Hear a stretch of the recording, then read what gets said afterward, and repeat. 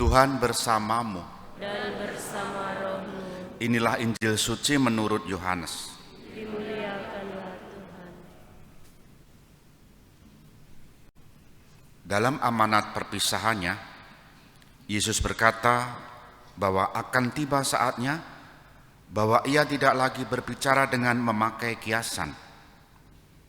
Maka para murid berkata kepada Yesus, "Lihat, sekarang engkau berkata-kata terus terang dan engkau tidak memakai kiasan. Sehingga kami tahu bahwa engkau mengetahui segala sesuatu dan tidak perlu orang bertanya kepadamu. Karena itu kami percaya bahwa engkau datang dari Allah." Jawab Yesus kepada mereka, "Percayakah kamu sekarang?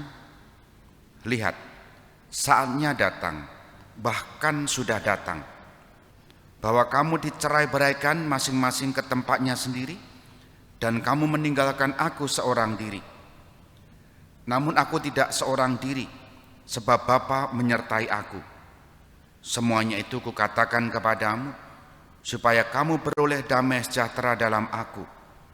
Dalam dunia kamu menderita penganiayaan, tetapi kuatkanlah hatimu, aku telah mengalahkan dunia." Demikianlah sabda Tuhan. Terpujilah Kristus. Saudari-saudara yang dikasihi Tuhan, selamat pagi berkah dalam. Salah satu tugas seorang marketing, kalau ada yang bekerja di suatu perusahaan kebetulan marketing, itu menawarkan produk atau memperkenalkan jasa atas perusahaannya. Pengandiannya adalah si marketing ini, si pemasar ini tahu mengenai seluk-beluk produk. Kalau misalnya yang dipasarkan adalah pemutih kulit, tapi kalau kulitnya sendiri hitam kira-kira laku enggak? Ya kan, kadang-kala lah kulitmu wae ya rengok, di buktinya gitu kan. Bisa usil seperti itu dan sebagainya. Sederhana Bapak Ibu saudari-saudara, meyakinkan orang atau memasarkan sesuatu akan jauh lebih kuat dampaknya, dayanya, kalau yang memasarkan itu mengalami sendiri, betul enggak? Termasuk penyakit lah. Neng kono wong pinter mijeti terapi, lah kowe mari ora. Ya berarti kan tidak laku kan? Hari ini kita mendengarkan kisah Paulus yang dalam bacaan pertama disebut begini. Lewat pemberitaannya, ia berusaha meyakinkan mereka tentang kerajaan Allah. Paulus memberitakan Injil dan dia sendiri mengalami Injil itu, kabar gembira itu, sapaan Tuhan itu. Maka dia mampu meyakinkan banyak orang karena dia sendiri mengalami bahwa kerajaan Allah sudah datang. Apa itu kerajaan Allah? Yang dalam bahasa Injil tadi kita mendengarkan begini, Yesus bersabda begini, "Dalam dunia kamu menderita penganiayaan, tetapi kuatkanlah hatimu, aku telah mengalahkan dunia."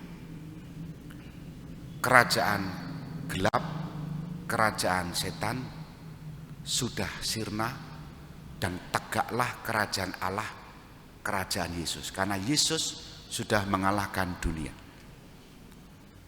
Maka poinnya adalah, kalau kita ingin meyakinkan tentang kerajaan Allah, sebagaimana kita sendiri sebetulnya diutus masing-masing untuk itu karena baptisan kita, maka kita sendiri harus mengalami bahwa kerajaan Allah itu memang sudah datang dan terus berlangsung kedatangannya secara sempurna kelak akhir zaman.